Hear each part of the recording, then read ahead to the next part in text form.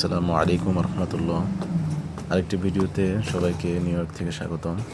এই সাইকেলটি মূলত আমার ইলেকট্রিক সাইকেল। কোনো একদিন দেখাবো এই সাইকেলটি কিনতে যাওয়ার ভিডিওটা, এখন এডিট করা শেষ হয়নি। ঘর থেকে বের হওয়ার পরে সামনের মহিলাটিকে দেখলাম, ওরা এরকম কার্টে করে অনেক কিছু বিক্রি করে, খাবার জিনিস আর কি। ঘুম থেকে আজকে একটু দেরিতে উঠেছি। রুটি ভাজার সময় রাসেল ভাই ফোন দিয়ে বললো জলদি বাসায় আসে। ওনার বাসা আমার বাসা থেকে প্রায় 15 মিনিট বা 13 মিনিটের মতো সময় লাগে। যাওয়ার পথে দেখলাম ওয়েদার পুরো চেঞ্জ হয়ে গিয়েছে, গাছে ফুল, সবুজ পাতা। এই হলো রাসেল ভাইয়ের বাসার খাবার: মুরগির রেজালা, পোলাও, সালাদ। এই বাসাটায় দুটো ফ্যামিলি, আরেক ফ্যামিলির এরকম দুটো টুইন কিউট বেবি আছে, ওদেরকে দেখে ছবি তুলে নিলাম। এরপরে বের হলাম রাসেল ভাইয়ের উদ্দেশ্য। এখন বলতেছে আমাকে ওজন পার্কে যেতে হবে, মিষ্টি কিনে তারপর ওনার রিলেটিভের বাসায় যাবে, আমাকে সাথে নিয়ে যাবে। আমি এই সুযোগে আপনাদেরকে ওজন পার্কের বাঙালি দোকানগুলো দেখিয়ে নিয়ে যাব। এই হলো বৈঠকখানা, খুব ভালো দোকান। এখানে আমি স্পেশালি দই খেতে আসি। ফ্যামিলি বাজার, বাঙালিদের বাজার করার জায়গা। ওজন পার্কটা একটা কোনো পার্কের নাম না, এটা ভোজন বিলাস। কয়েকদিন ধরে বন্ধ দেখছি, জানি না কারণ কি। প্রিমিয়াম মার্কেট, এটা বাংলাদেশিদের মার্কেট। রাস্তার ওই পারে যাব, এখানে অনেকগুলো কবুতর দেখে ভিডিও করে নিলাম। ওজন পার্কের কথা বলছিলাম, এটা আসলে কোনো পার্কের নাম না, এটা একটা এরিয়ার নাম। আমিও জানতাম না, আসার পরে বুঝলাম যেটা পার্কের নাম না, এরিয়াটাই ওজন পার্ক। ফুলকলি, সব বাঙালি রেস্টুরেন্ট, এখানে বাঙালিরাই রাজত্ব করে বেড়াচ্ছে। এই দোকানটা আমরা ঢুকবো, এটা মতিনের দোকান বলে, ওদের জিলাপি নাকি অনেক ভাইরাল। তো রাসেল ভাই অনেকগুলো মিষ্টি কিনলো, আপনাদেরকে শেষে ছবি দেখাবো। টোটাল 4 পদের জিনিস কিনে নেওয়া হলো।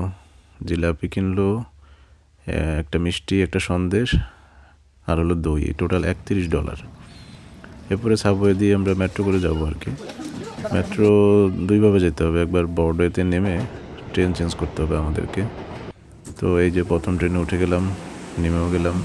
ব্রডওয়ে স্টেশনে বের হয়ে এখানে এসকেলেটর দিয়ে উঠতে হয়। অনেক মানুষ, অস্বাভাবিক মানুষ দেখলাম, বুঝলাম না এখানে কি সবসময় এত মানুষ থাকে কিনা।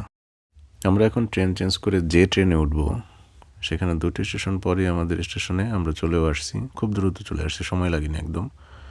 ফার্স্ট অ্যাভিনিউ থেকে বের হলাম। এই সাইডটা পুরোটাই ফরেনারদের ভরা, বাংলাদেশি তেমন একটা নাই এই সাইডে। দেখি ওনার বাসা ম্যাপে দেখা যাচ্ছে 2 মিনিট দূরে। আমরা রাস্তা ক্রস করে হেঁটে যাচ্ছিলাম, আর অনেক সুন্দর ওয়েদার। ওনাদের বাসায় চলেও আসছি আমরা আলহামদুলিল্লাহ। এখন কিছুক্ষণ পরে বাসায় ওনারা অনেক খাবার পরিবেশন করলো। ফল, এখানে একটু পেঁয়াজও ছিল, জিলাপি আমরা যেগুলো এনেছি জিলাপিগুলো দিল, আর অনেক ফল ছিল, সেমাই ছিল। তো মাশাআল্লাহ, আল্লাহ তালা ভালো খাইয়েছে। তারপরে দেখি ওনারা এই ছিটা পিঠা বানায় আর কি, এর সাথে গরুর গোস্ত। তো বাচ্চারা বলতেছিল ওদের নাকি রুফটপে অনেক সুন্দর পরিবেশ। তো বললাম চলো যাই দেখে আসি। তো রুফটপটা আসলে দেখলে বোঝার উপায় না এটা কোনো বাড়ির রুফটপ, একটা মনে হচ্ছে যেন হোটেলের রুফটপ। ওদের রুফটপের খুবই সুন্দর অবস্থা। আর আজকের ওয়েদারটাও অনেক দারুণ ছিল।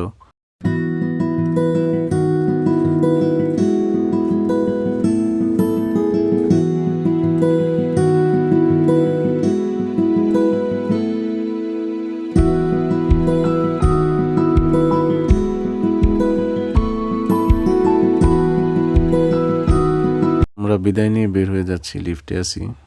তো সময় কম, কারণ মাগরিবের রক্ত প্রায় হয়ে আসছে। রাসেল ভাইকেও ডিউটিতে যেতে হবে, আমরা এখন দুজন দুদিকে চলে যাব।